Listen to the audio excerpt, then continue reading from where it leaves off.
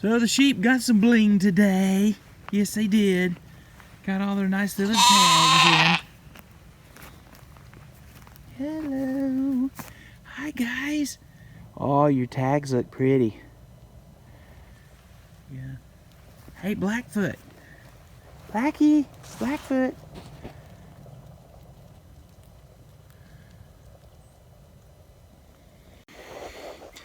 Now, we tagged the babies today. We tagged 19 sheep that was on. I had more, but I sold some and traded some. You know about that because I got some new turkeys, some hens. And I showed you Oakley and Ray-Ban. They're doing really good, by the way. Gosh, they have grown so much. But now, a lot of people do it a lot of different ways. But I put their Scrapey USDA tag, depending on whether they're a boy or whether they're a girl. If they're a girl, I put the Scrapey's tag in the right ear, and if they're a boy, I put the Scrapey's tag in the left ear. Then I do the opposite with their identification. For the girls, I use an orange tag, and I put it in the left ear. And for the boys, I put a blue tag in the right ear. And that way you can just visually look and tell if they're a boy or a girl. Now with 20 babies, that's not hard because you get to know them very personally. You get to know them on a name by name basis. You memorize their spots. But now you get 100 and 50 and even 30. It can get very confusing, especially if they're all white and they don't have any, marking predispositions, or they're all black or something like that. But they're all moving about. I'm watching them play while I'm making this video. But they're just awesome, and that's how I do it. Now, I like to, on the blue and the tags that I get for sheep, we get a paint marker that blends into the plastic, and it maintains. I was a little skeptical at first, but when you use that special marker on those plastic tags, that number will last. I've got some out there that have been in for 2 years now, and the numbers are just as clear as the day I put them up there. And so I'm very tickled at that. But what I like to do is I like to give them a name, and then I'll take that name, and on one side of the tag, I will put that name. So like for cell block, on the inside of her tag, it's BLK for cell block, okay? And then on the back, I like to give the initial plus her mama's number. That's just how I do it. And by doing it that way, I know who her mama was, okay?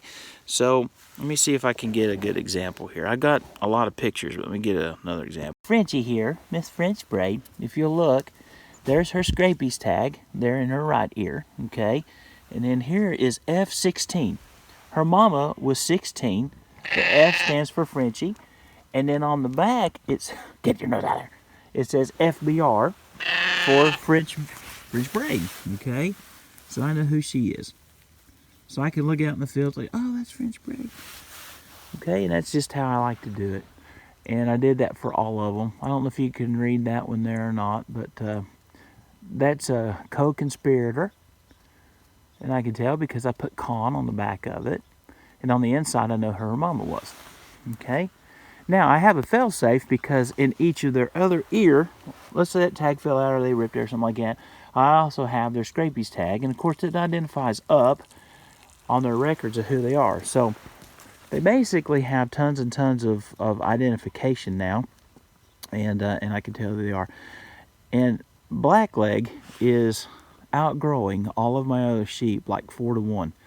He is, oh my gosh, I don't have a scale that will weigh him right now, but he is every bit of 25 to 30 pounds. I know because I picked him up a little while ago. He was huge. Bigger than Popo. He's bigger than my dog Popo, so he's probably 35, 36 pounds already.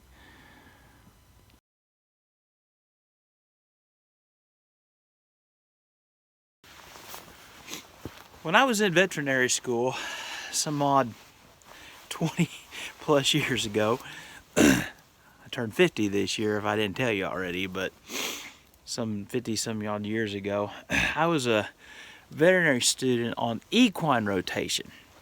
Now, this story is a true story, and I experienced it, and if you're a little weak of stomach, you may not want to listen to this story. I don't know, but I'm just telling you that I was on equine rotation, which meant that they had a 24-hour emergency hospital. They had horse patients coming in from all over the country all the time, especially with colic. Auburn at the time, and I don't know if this still holds true or not, I don't know, but they claimed at the time that they were the #1 colic equine hospital in the nation. I tend to believe that because of this just sheer volume of equine colics that we dealt with. Being in the sandy Piedmont of the southern part of the United States, there was just a lot of colic, a lot of sand, a lot of ileitis, a lot of other problems with horses. And so they would come from all over the nation, and you get to be a colic expert if you go to Auburn's large animal facility, especially in my day. Again, I've been out for a long time. Things change. I have no idea what's going on now. But at that time, I had several equine cases. Not only did I have several equine cases that I was in charge of, but when you're on rotation, when you're that student who has to stay at the hospital 24 hours a day, and they provide us a bunk bed and a TV to take a nap in, in between rounds. When you're there all day and all night and you're on rotation and you have to take care of these horses, you're in teams. So I never took care of a horse, by myself, which would have been stupid and foolish. But we would always work in teams of 2, 3, and sometimes 4. And this one evening, there was this pony that had come in, and not a very big pony, but she had ileitis. Now, horses cannot vomit. They can't. Their stomach will explode before anything comes up, okay?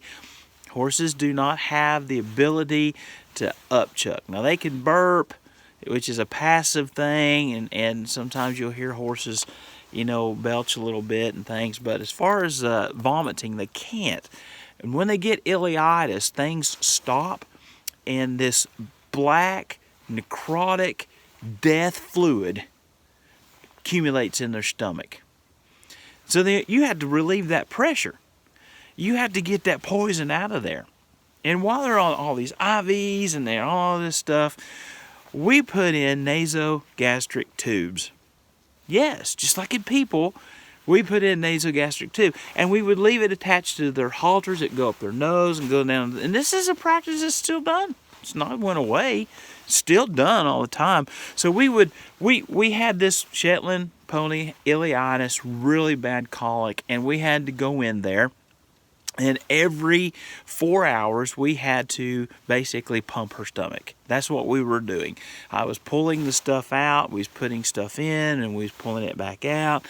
Well, in the midst of treating this horse, she jerked her endogastric tube out, her nasogastric tube, and that was a nightmare at 3 o'clock in the morning, because you're expected as a senior student to be able to put that thing back in properly and correctly.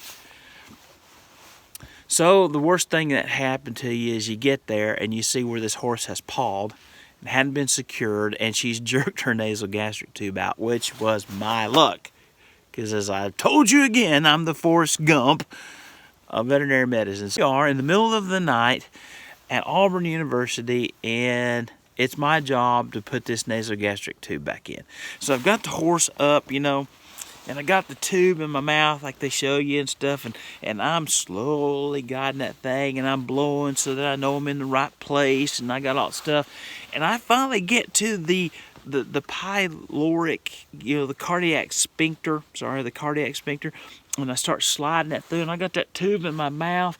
And about the time I kind of pop through that sphincter and get into the stomach, this stuff comes rushing out, and that horse coughs, and I got this thing in my mouth, and she fills my mouth and my stomach and my nose and my nostrils and my toes and the empty pockets in my knees and my feet. I mean, she absolutely gushes me with necrotic stomach ileitis. And to this day, I can still smell it. All my classmates are like, "Goo!"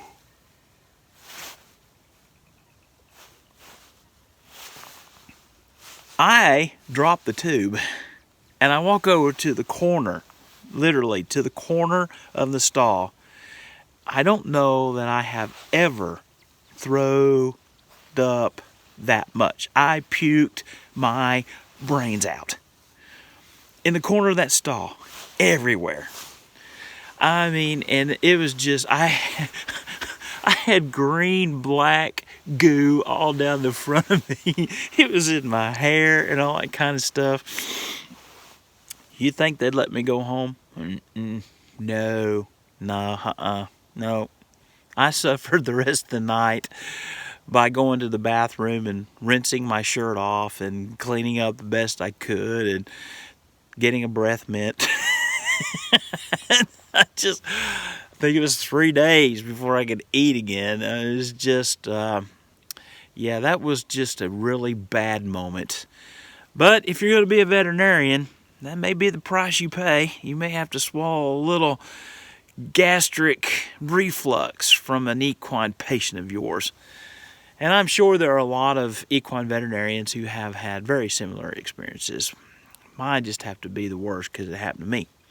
If it happened to you, I'd laugh at you, but it happened to me, so I'm still laughing. It's good to look back and laugh. It's a beautiful day. God bless from Hidden Well Farms, and we'll see you later. Bye.